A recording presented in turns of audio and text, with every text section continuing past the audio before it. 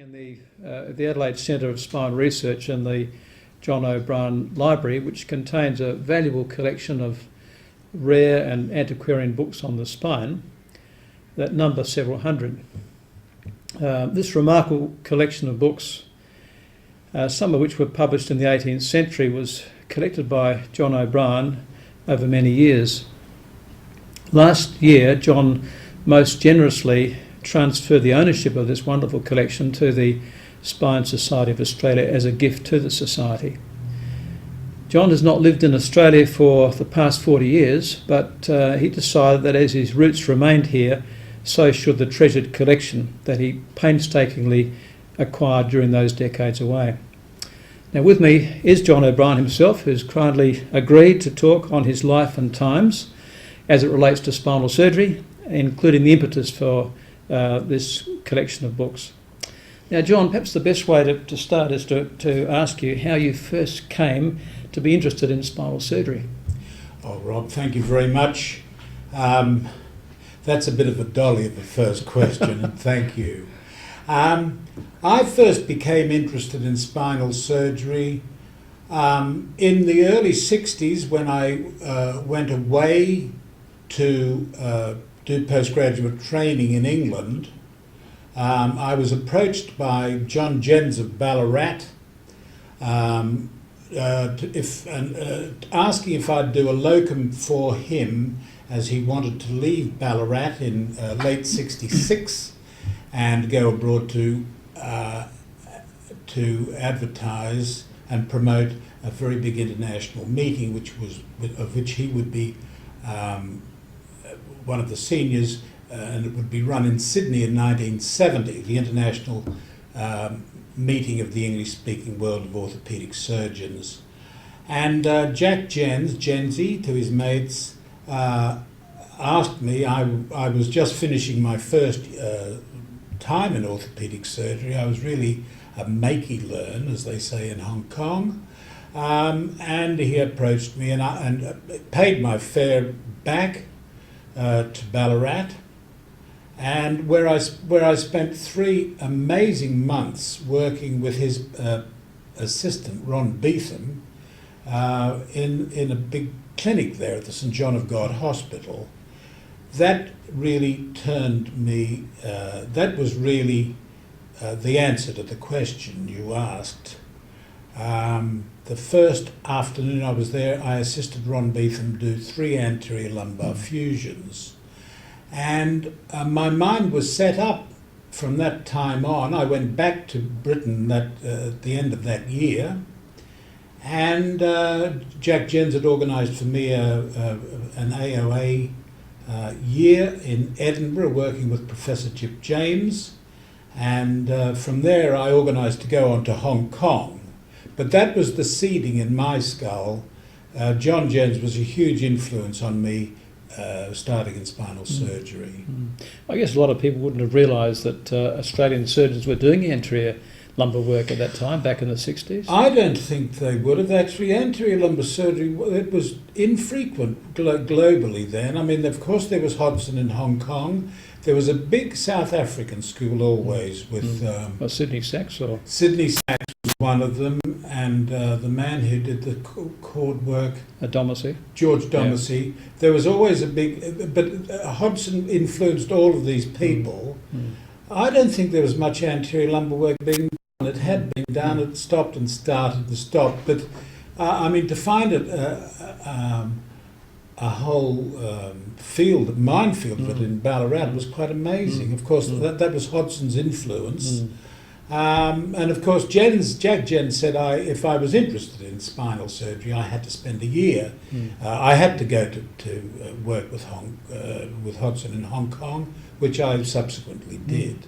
Well, you spent, was it 8 years in Hong Kong altogether? I was actually 8 years in Hong Kong. I went along early in 68. It was the year of the month of the Tet Offensive. You might remember the Vietnam War.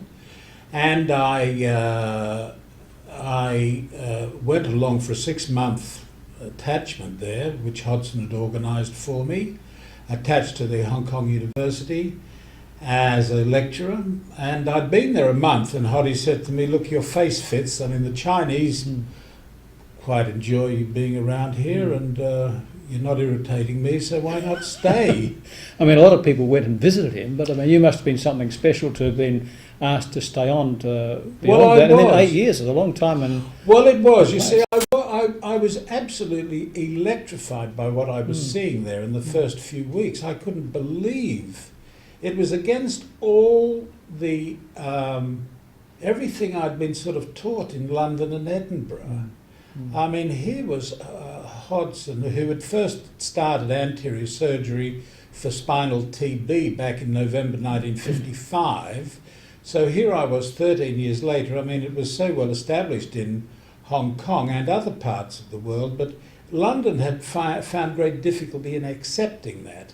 And I was always a keen reader, and I was reading about Hodgson's early works through the 50s and early 60s. I was reading his stuff. It was widely available in the journals, and I couldn't understand why other people couldn't sort of understand that. I couldn't grasp it. And when I got to Hong Kong, it was so amazing as a place and as a spinal centre. I thought, what the hell am I doing here? Why hasn't anyone else figured this out? I mean, he became recognised as the prime person in anterior lumbar work. I mean, people were visiting him, but it must have taken time for that to eventuate. Look, I'm not sure, Rob. I mean, looking back, yes, I suppose word travel, you didn't have word travelling instantly with computer and internet as you do now. I don't know why. Things were just slow in those days. I mean, it was always the old-fashioned old-fashioned system. You needed to get something into a book, a textbook, before it was accepted. So publishing in journals, which would take a couple of years to get an article in, you know yourself from your work, it takes some years before your thoughts and principles are accepted. Hodgson, it even took longer because it was a very radical approach to a very ancient disease, tackling TB from the front. The disease was as old as mankind, and here was a man who was coming up with the answer at last. You had that wonderful symposium that you organised in '68, was it? With in September '68. Next time the WPA, and obviously a lot of major international surgeons came then. But were there other times when surgeons would come, or was that the sort of pivotal time for the congregation of them? That was a particular time because Alan Dwyer was in Hong Kong then, and he did his screw and cable operation for the first time outside of Australia just at the beginning of that meeting. And so there were some very big international figures at that meeting, and I'm sure Hoddy had arranged for this. There was the boss of the Campbell Clinic, there was Bob Salter, Jack Kennedy from Western Ontario, Lloyd Griffiths. It was a large party of experts, and they took the word travelled, and Ed Simmons from Toronto, many people were there, and they took this word back that Hong Kong was ablaze with technology, invention. It was electrifying then. It was an amazing time to be alive as a young man in a fairly new principle. Because at that stage you were, what, middle 30s, I suppose? No, I was just 30, and I was just sort of feeling my way. And it was just, it was a time of great excitement because every day was another invention. You know, there was, on top of the TB and the anterior approaches for diseases and spinal curvature, there was all the paralytic deformity, all the polio, residual polio. We didn't see too much acute infectious disease, but there was an amazing amount of orthopedic crippling disease. And I was the clinical superintendent in a 200-bed children's orthopedic hospital. It was an amazing time. Obviously, you formed a very close relationship, attachment with Hodgson. Well, what sort of a person? What was he like? Well, he was a wonderful man. He was very inventive. He was wild. He was a son of Uruguay, Spanish speaking. His parents were Anglo-Scot, and they went out to build the railroad he lived in province Florida, just outside of Montevideo, and in later years I was a guest speaker of the Uruguayan Association and visited and met his sister Joan and met his nephews and nieces out there. He came from that background. He was at about age 4, he was at boarding school in Kent in England. He then did medical school, he was at medical school in Edinburgh. He was then, he was a military surgeon in the Second War. He was of the same vintage as John Chandley. He worked with Ken McKee, the hip surgeon expert. And then when the NHS came in, which was 1948, for some reason he couldn't get a job. And there must have been many people stuck like this, all back as military surgeons back from the war, hundreds of them, and only so many jobs to go round in a state-run health service. And Hoddy couldn't get a job, and he was disappointed interview after interview. He was by then married to Monica with 4 young kids, and he really immigrated to Hong Kong to a lecturer's job in orthopaedic surgery, which he started in 1950, and of course that's where really I think contemporary spinal surgery began. How was he viewed by the sort of locals, the Chinese there? Well, the locals feared him. He was a tough guy. He was admired and respected by most. Harry Fang adored him, and Harry was a great pioneer and was Hoddy's first fellow. Most of them liked him. I mean, he was a man. He was a tough man. He could be very difficult. He could be difficult in a meeting if you put forward some thought or something off the top of your head. For example, I was thinking, if you said you'd been to Ayers Rock, he would say, "Who was Ayer?" And if you think of all the illnesses and diseases with some guy's name in front, he'd say, "Well, can you just enlighten who was he?" You couldn't use a word loosely without knowing something about it. Right. So he kept the place fairly clean. Yes. We had several clinical meetings a week which he chaired, and he would always sit in front and be there 5 minutes early for any meeting. He was absolutely fastidious like that, and you wouldn't cross him. There was a guy in later years, in my time, who was deliberately late for meetings, and he was told one Monday morning when he arrived late for like the 10th time that he wanted him out of the colony by the end of the week, and he had to get a trip back to Europe. So he didn't tolerate fools. He was a bright guy, massively energetic, and I adored the man. I mean, I thought he was so much fun, so crazy in a way, but he was a huge influence.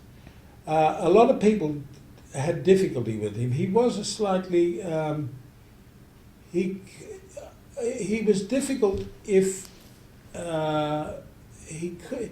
I'm trying to put this. With some Americans had great difficulty with him. He wouldn't tolerate bullshit, and he made that very clear from an early time in the meeting. So, but I thought he was a wonderful guy. He was a great. I thought he was a huge influence on, as I think you probably understand, on 20th century spinal surgery. And what is not understood, I mean, what is not appreciated, he was the founding father of the Western Pacific orthopedic. Yeah, right. He was the founding father of sort of orthopedics in Asia, really, from the early 1950 on. He formed alliances with people like Donald Gunn in Singapore, Huckstep in Uganda, and other people. He had a huge he was a very caring guy. He started the vaccines for polio in Hong Kong, which was the end of crippling in that part of Asia.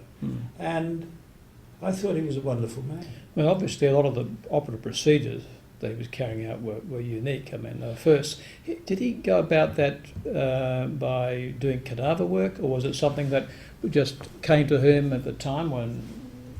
I mean, obviously, the Chinese population are very slim, so technically probably is a bit easier than working on sort of average Caucasian with a much bigger build. Well, that is very true. The technical side to these operations was a lot easier than operating in Adelaide in 2009.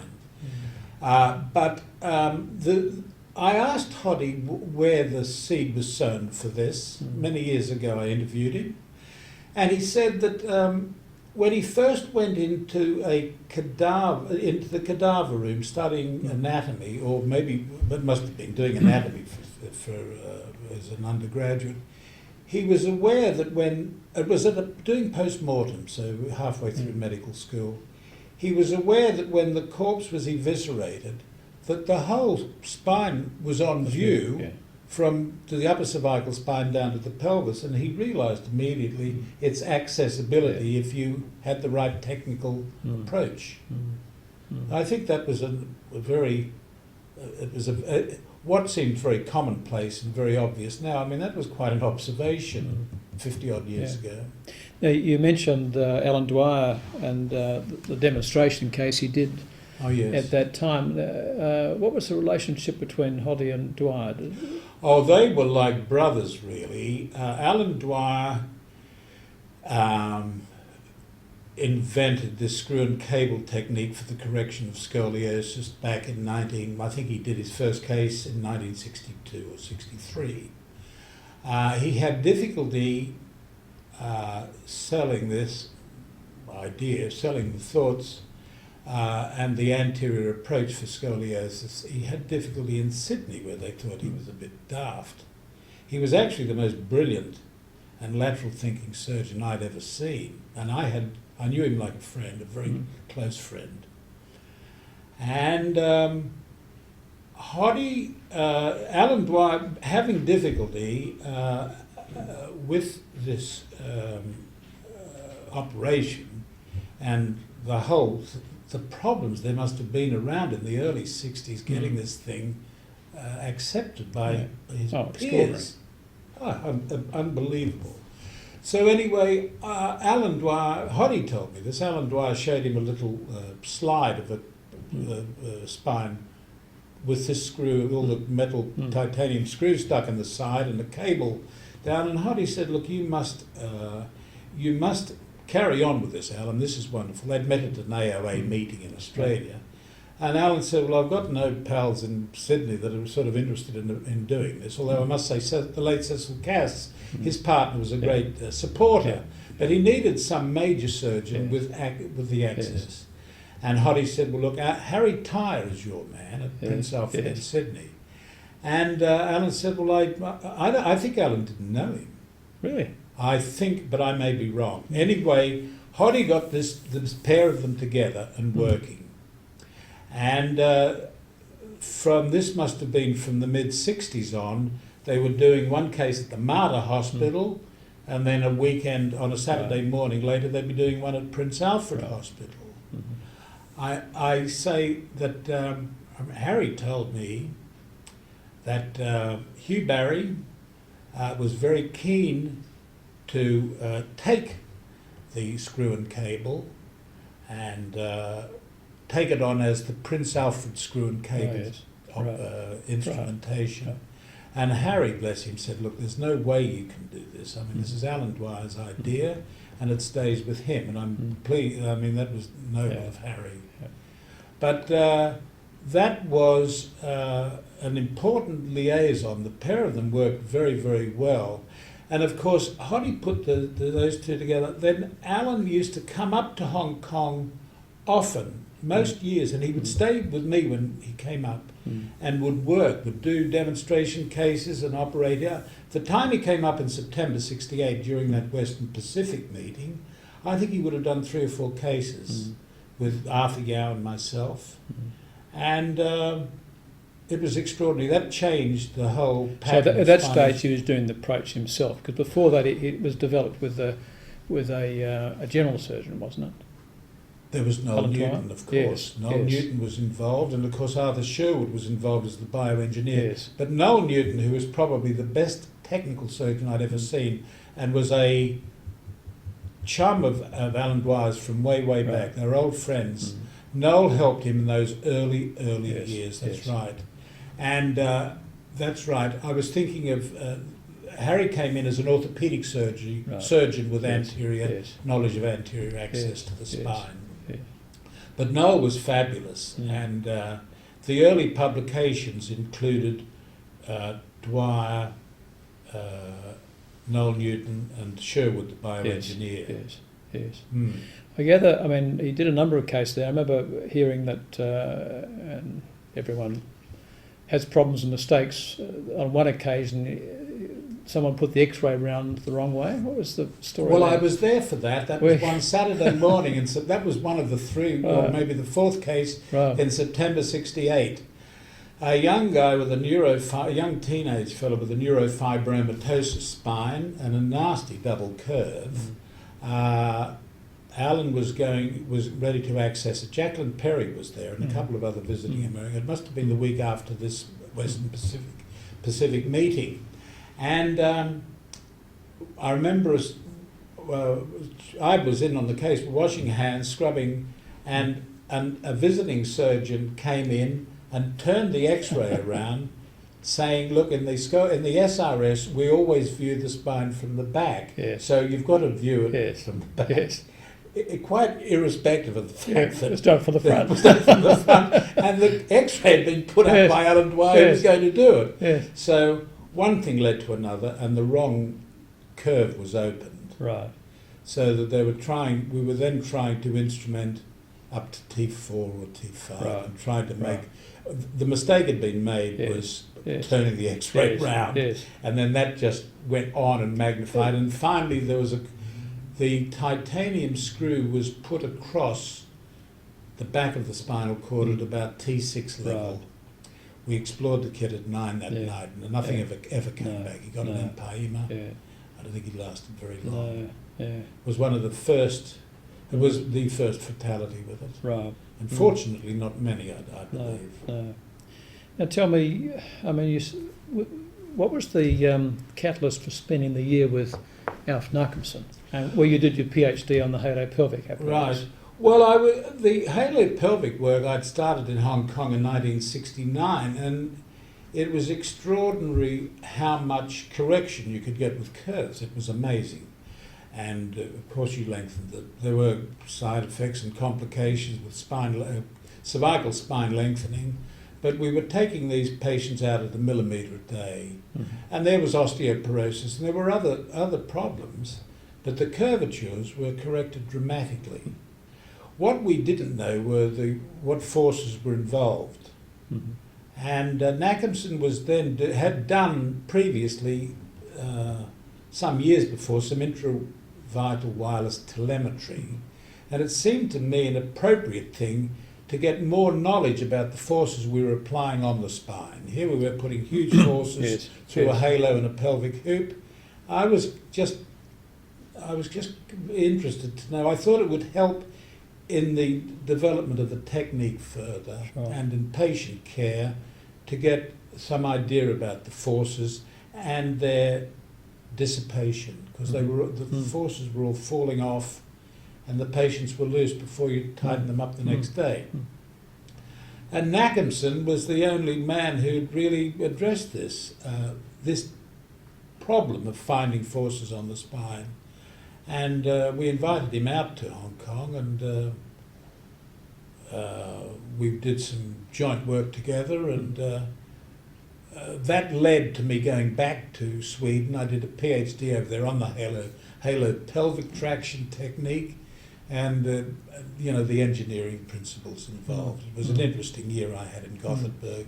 I mean, with Alf Nachemson was a very, very different personality from Hodgson, Oh, and a totally different approach. I don't think they would have spent much time in the same room together. No. I don't remember them spending much time. They were courteous to one another, but they came from different ends of of the universe. So I mean, how did you yourself find it there personally, having been working for so long in an area which was extremely aggressive and surgically minded, to one which was the opposite? Well, it took a bit of adapting. I mean, the first thing when you work in Sweden is you have to spend each morning studying the Swedish language, which is a state gift to you. And so I was speaking a bit of Swedish at the end to Swedish patients. Right. The Swedish got to be about as good as my Cantonese got with the Chinese patients. But they was a good year there. It was Alf was Alf was fairly Teutonic, you know. It was quite. He ran it with a rod of iron.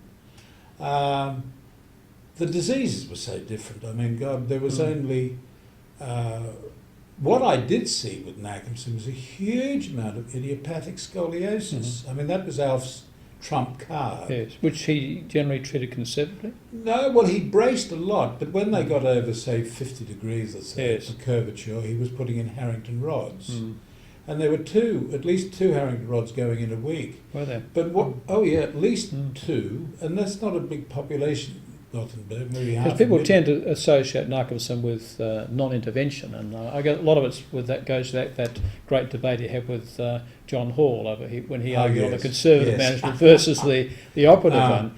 But he was actually doing quite a lot of surgery. He wasn't a bad surgeon. He was quite a competent surgeon. He'd been a pupil of the guy from the Karolinska. I'll think of his name. Carl Hirsch? Carl Hirsch. Yes. He was a Carl Hirsch protege. Yes. And Carl I'd met at an earlier time. I'd met him. He'd been coming through Hong Kong. And Alf was, yes, the conservative management, the bracing of scoliosis was it. And the bracing clinic, what struck me was not the braces or the Harrington rods. All these girls were sort of 14 or 15. They were all tall, statuesque, blonde, Nordic girls. They all had right-sided thoracic curves. I couldn't believe how. I mean, coming from Hong Kong, where they were all sort of 4 feet in height, and where idiopathic curves were not common there at the time, they've probably taken over from paralytic curves since. But all these girls were tall. They were all blonde and all had right-sided curves. I thought there's got to be this etiology. Surely I'll be able to crack while I'm in Gothenburg. And here we are talking 35 years later, and no one's even scratched the surface. There's no clear causation of idiopathic scoliosis, which drove me out of the deformity work and into the back pain, really. But it was an interesting time in Sweden, quite different to Hong Kong. I was glad I went there. So was this halfway through your Hong Kong No, it was period, getting towards the end, Rob. I think I went with Eileen, then my wife, and Madeline, my 18-month-old daughter, and we had a year there. And I would have been 7. It was the time just when that first oil crisis started. Must have been 73, 74. So I would have had another year in Hong Kong after I left. Yes. Of course, it's well known that the meeting you organised in '68, which then led to that sort of Ballarat meeting after the combined meeting you referred to in 1970 in Sydney. Right. And you had a lot to do with the organisation of the meeting itself, and that led on to the Facet Club, which then became the Spine Society, and it also led on, in some people's view, to the formation of ISSLS. What do you remember about that Ballarat meeting, and what was important about it? Oh, it was amazing. Well, it would have been a day or two after the post-conference meeting. The main meeting of the English-speaking world was in Sydney. There was a post-congress meeting in Melbourne, and then a sort of side tour to Ballarat for the Spinal symposium that Ron Beetham had arranged.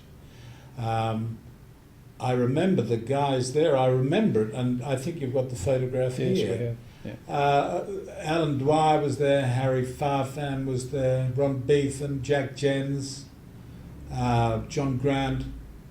There was Ed Simmons, Harry Farney from Vancouver. Those guys it was such an enthusiastic group. Alan Dwyer spoke, and so did, there was 2 days of talking. And it followed a similar pattern to what the first meeting I had. And there was a lot of buzz through that meeting about that, and around that time about where do we go from here? Look, we've got all these exciting things going on in Sydney and Hong Kong and Toronto. We need to have an occasional meeting, an annual meeting. What can we do? And that was where the seed was sown, ultimately for ISSLS. Yes. Now, of course, the Facet Club formed a year or so after that, and I suppose Alan Dwyer, who was the first chairman of that, was clearly the natural person to take that mantle. Do you remember, was there any discussion at the time? Were you involved in that? About the first of the Facet Club? Yes. No, I don't remember that. No. I don't think there was. What regarding the chairmanship? No, just the formation of it at that time. No, I don't remember. I just remember the Facet Club was formed. I was out of it because I'd been in Hong Kong for a couple of years then. I think Ron Beetham remained always a friend and would have kept me up to date and corresponded with me about it, but I don't remember any chat about that then at the time. Let's just move on to the next phase. You moved from Hong Kong to Oswestry. How did that come about? Well, I'd been in Hong Kong 6 or 7 years. Hodgson was about to retire, which would have been in mid-75, when he was 60. And Arthur Yao was going to get the chair. Just at that time, just about a year before that, I got this letter from a Professor B.T. O'Connor in Oswestry telling me he'd trawled the world and looking for a spinal man to set up a department, and his eyes had rested on my name, as you can imagine. Yeah. The word trawling is interesting. Trawling was interesting. He saw you as a small fish or salmon. a big fish? A salmon. A small salmon. Oh, God. Anyway. Had you met him before? No, I didn't know him from a bar of soap. Yeah. So anyway, I thought, well, this is interesting, and Eileen and I chatted about it, and thought, well, by then, this is before my year in Sweden, but by then I was determined that spinal surgery would be my future because of just what I'd done, and I was and no one else was doing anything, and I could see there was a niche. And so I focused on this time. It seemed like there weren't many full-time jobs around. I'd approached Professor Taylor in Sydney during that combined meeting in 1970, and there was not going to be any future there, no immediate future.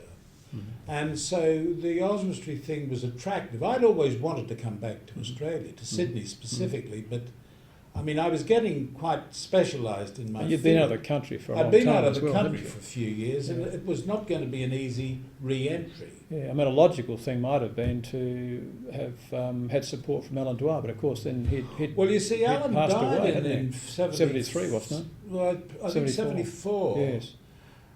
That always occurred to me. Alan was not an organisational man. He was not a department man as such, and he always had to battle his own wars so hard that he wasn't. Hodgson was an extraordinary department man. Yes. Alan was the least that. This approach from O'Connor, I thought, well, God, it's a full-time department in a famous centre. Yeah. I could do worse. So, in fact, when we were in Oswestry, I dropped over and I met the B.T. O'Connor for the first time. And, yes, I'll never forget that.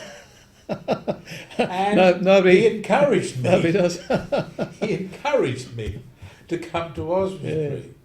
And He was a very unusual man, wasn't he? he was a remarkable man. I mean, you moved there towards the end of '75, Yeah. and I took up a job there for a year at the beginning of '76, and I'll never forget the time I No. met O'Connor. I No. think about the same thing. Yes. But I mean, you very rapidly established that as a major international centre of excellence. Yeah. I mean, you really obviously landed with your shoes on and running. Yeah.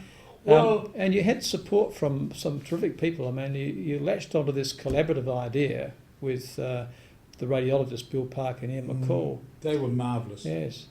They were marvellous. I saw the importance of teamwork and department work with Hodgson. I'd never seen anything, and of course he was my first mentor.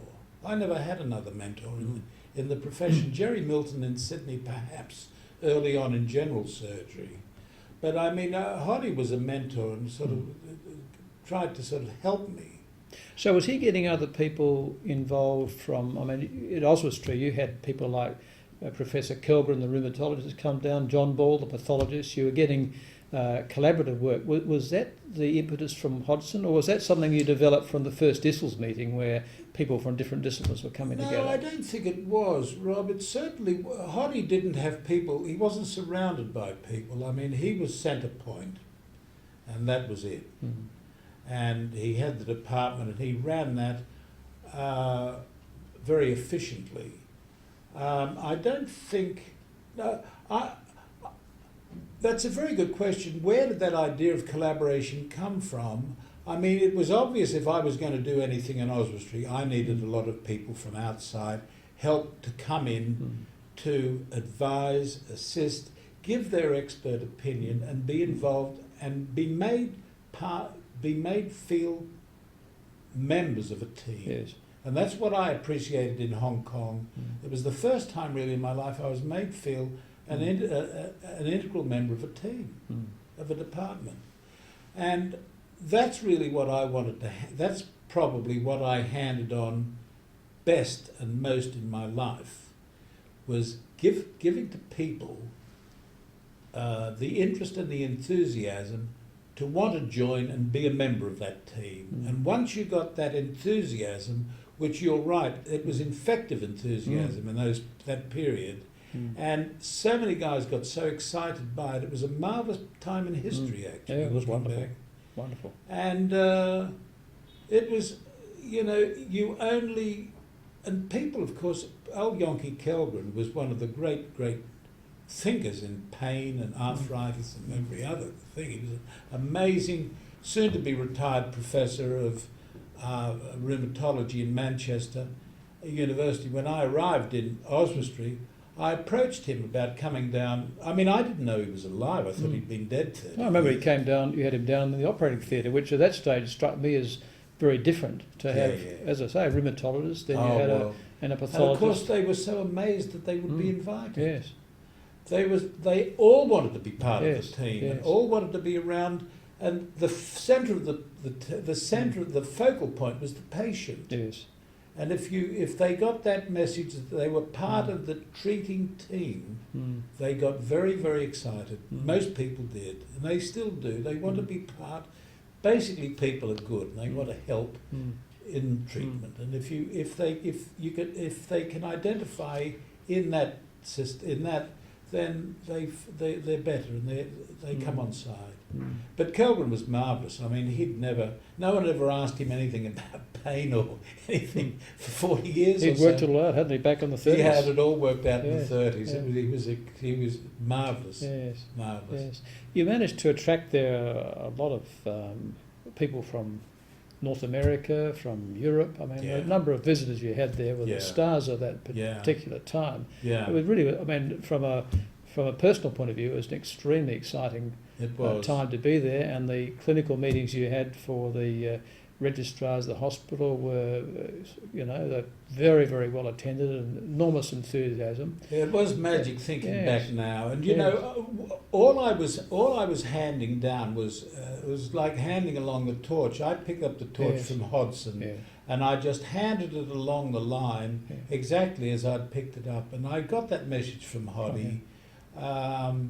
It was just, people, if you set a certain standard, people will come rushing Yeah. to learn and to be part of the team. Yes. And the patients will flow in, everything Yes. will run Yeah. like crazy just to Yes. be an Yeah. integral part of something positive. Now, clearly in Hong Kong, so much of the emphasis was on treatment of, as you say, TB and paralytic deformity, etc. When you got to Oswestry, you saw there in a different environment that the low back area was of prime importance.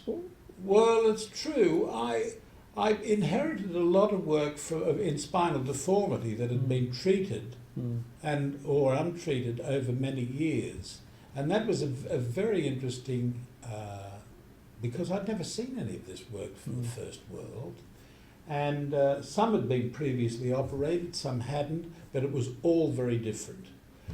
And that was actually quite tricky, some of it, because it was stage reconstructions and corrections of spinal curves. And as you well know, the instrumentation then was very basic. I mean, there was the Harrington rod and the knot rod, and that was it, till much later.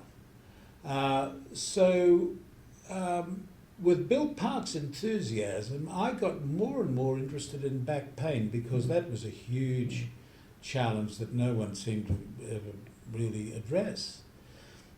And Bill and Andy and McCall, with their enthusiasm for investigating, they were radiologists, and you remember them well, with their enthusiasm for investigating. It was not difficult to take on a patient with a complex spinal pain problem and thoroughly investigate them and find and define the anatomical site of the pain, which then made treatment, surgical treatment, rational and made the thing manageable.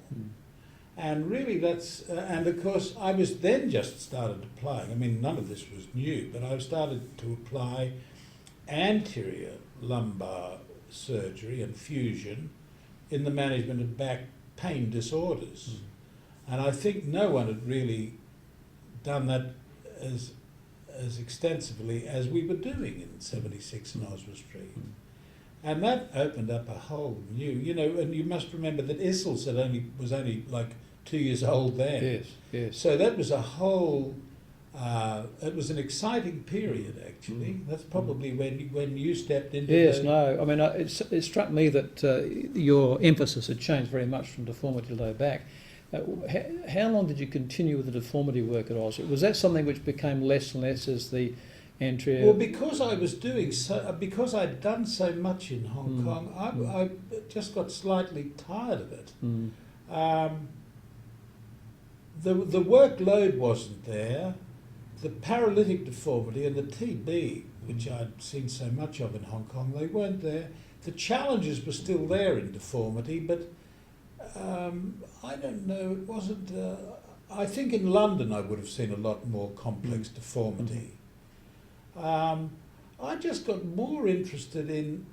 There were so many... See, I think we covered a lot of the problems in the management of the difficult back deformity.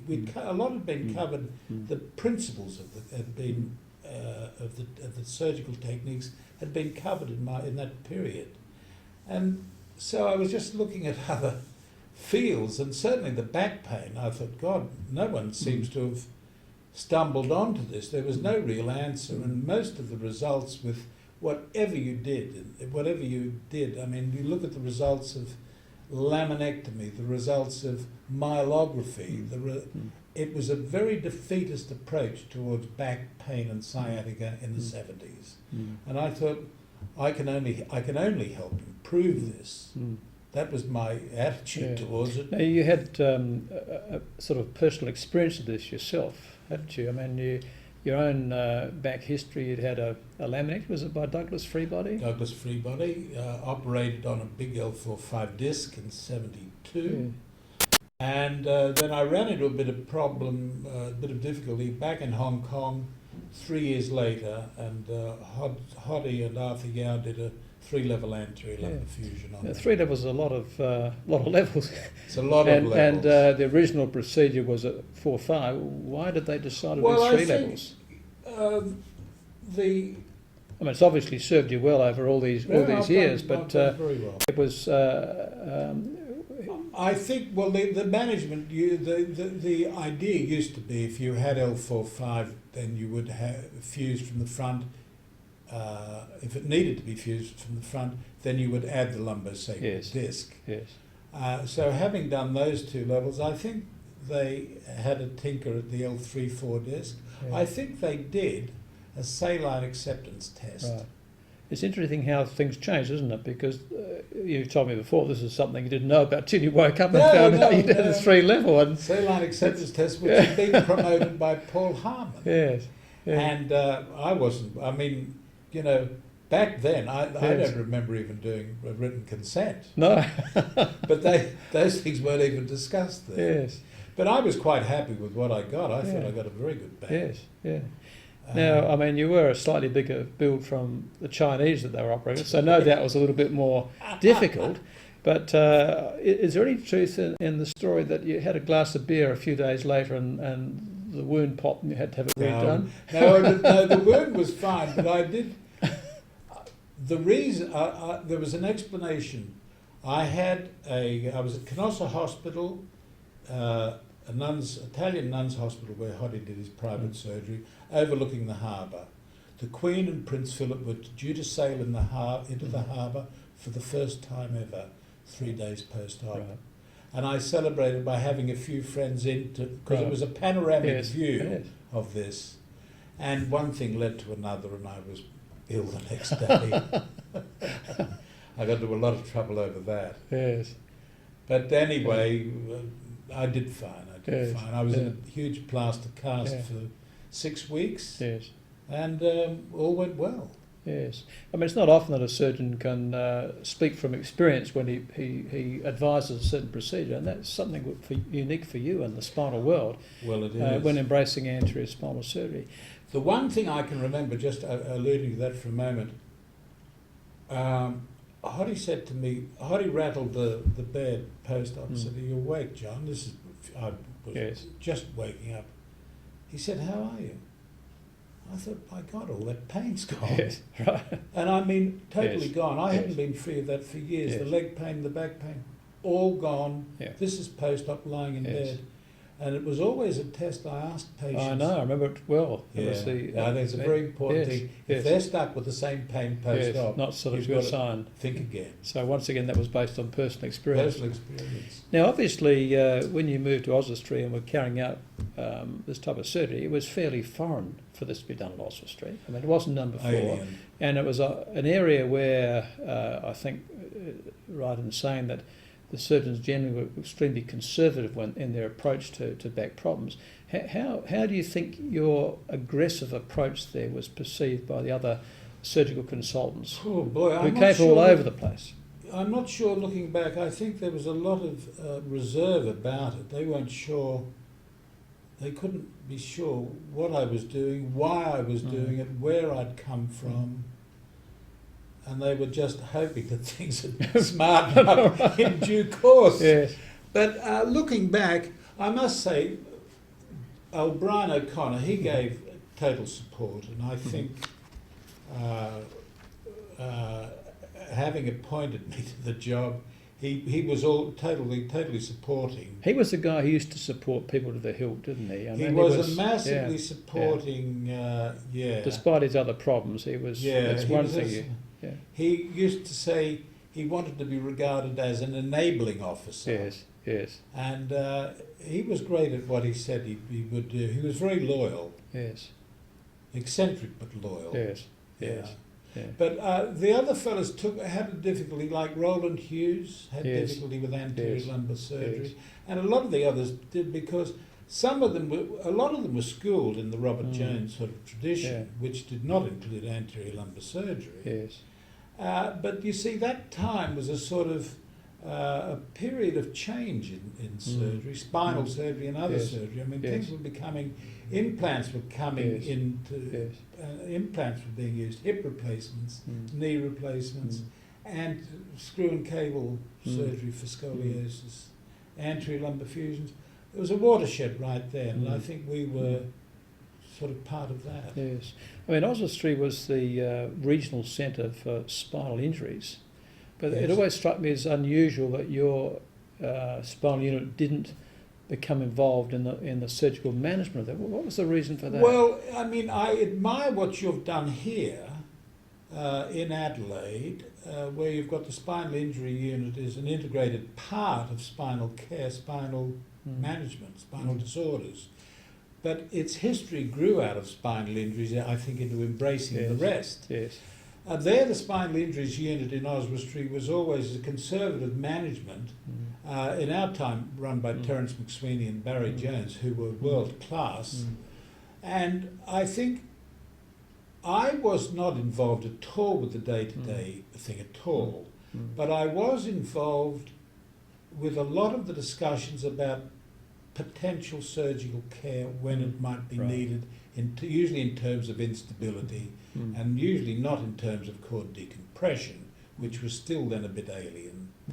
And Barry and Terence McSweeney, we used to often have great talks. I learned a huge amount of spinal injury care from Terry McSweeney. I thought they were saints, the pair of them. And I thought in some ways it was best, as it was in Oswestry, to have them as sort of separate, but then touching on the fringes, if you know what I mean. But I admire what you have in Adelaide, which is totally integrated, and I think that's very good, ideal. Yeah. I think spines are best treated as spines and put together. Yeah. Well, time always makes changes, and you were at Oswestry, I think, for 10 years, and then moved to London. Do you have any regrets looking back of leaving at that time? Oh, I do have. My great regret was leaving the department system. You know, I had, and it was I regret to this day having left and going to London. I had 4 kids at the time. Eileen was very loyal to me and happy to go down to London with me. I think I'd done my dash in Oswestry. I think I'd done as good as I could. I was going to. I'd really given my best. But as you said before, what you learnt from Hodson and the incredible relationship you have with all these fellows from different parts of the world. I mean, you had about 80 in total who come and tremendous area. How did you replace that when you moved? Well, I know you had some fellows with you there, fellows, but it wasn't nothing the same quite thing, was the it? same. I had some very good American fellows come through, Jeff Kozak, Al Heilman, Kevin Gill, and others, mainly North American guys, but it was not the same department thing. No. What was it like working in Harley Street? That's where you were. Well, it was nice. It was interesting. I was never accepted in. I was never really accepted in London for the same reason as I was regarded as a bit of a renegade, and it was the private sector, so I was opposition. Yes. I loved working. I mean, living in London is a buzz, and I'm still living there now. It was a buzz. It's an exciting city to live in. There's a price you pay for everything, and in my life, that was missing the department centre and having young guys around full of ideas and thoughts and encouragement and writing projects and programs. You can't buy that. And I paid a heavy price. I think looking back, I'd raised $250,000 to build a spinal centre in Oswestry, and that was built. And the first director was my first fellow, Steve Eisenstein, who I think did a terrific job. It was all success looking back. I would have loved to have been the first director of that. But you know, all things wind down, and I think I was getting a bit sort of worn out after 10 tough years in Oswestry. You know, enough was enough. I'd fought all the battles and won them. I'd achieved, I think, a lot. You've mentioned the things of training and setting up of the centre, and I was very happy with what I'd done. It was time to move on, but I paid the price, and that was the lack of the missing the department.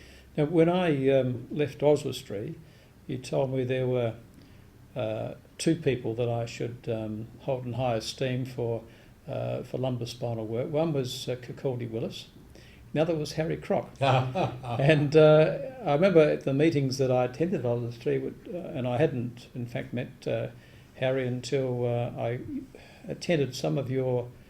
I met him back in Australia afterwards at your suggestion, and then he attended two of the meetings that I went to that you ran, which were superb meetings at Oswestry, one before, one after ISSLS. And I recall the incredible friendship the two of you had, and you'd be praising each other, and then I saw the friendship you had at ISSLS.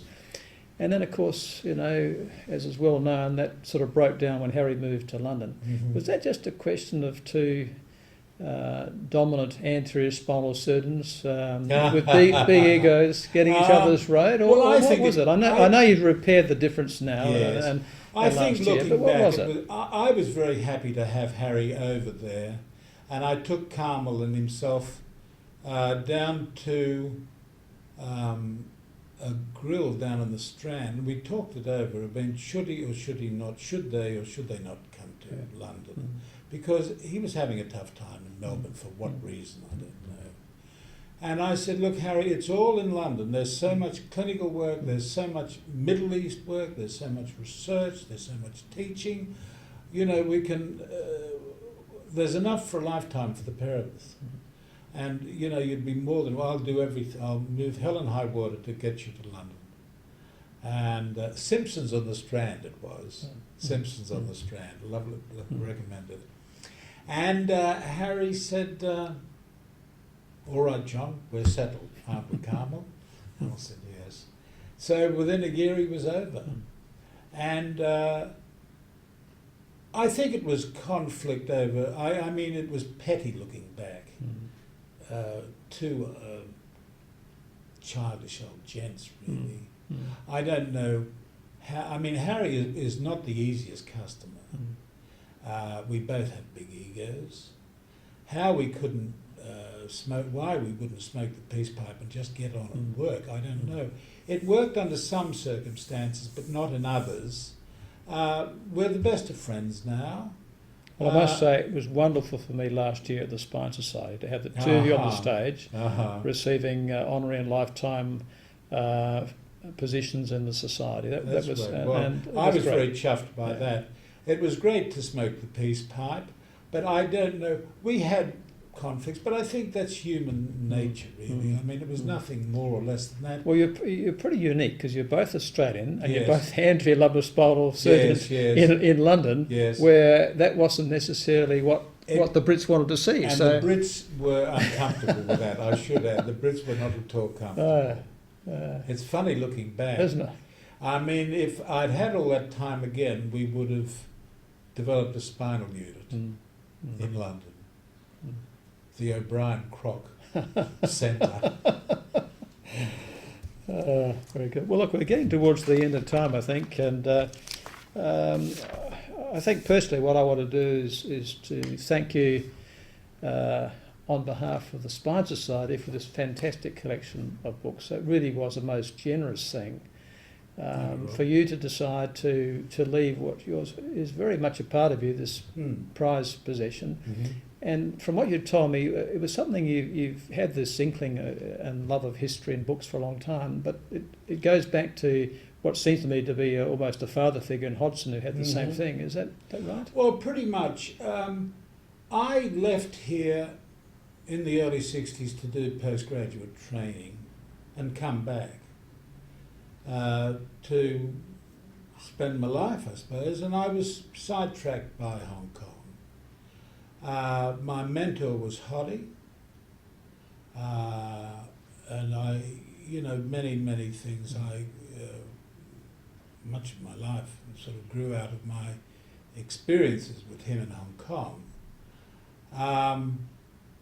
When I reflected a few years ago, I'd taken so much from Australia and never put anything back. My training, my early years at St Vincent's in Sydney, my exposure to John Jens and Ron Beetham in Ballarat, and I was always receiving and never giving. Well, you've certainly given a great deal here, and it's fantastic. And we've really enjoyed having you here for the last 3 months, and we hope you come back again to enjoy the John OBrien Library. Thank you very much. Thank you John. very much, Thank Rob. you. It's been wonderful. Great.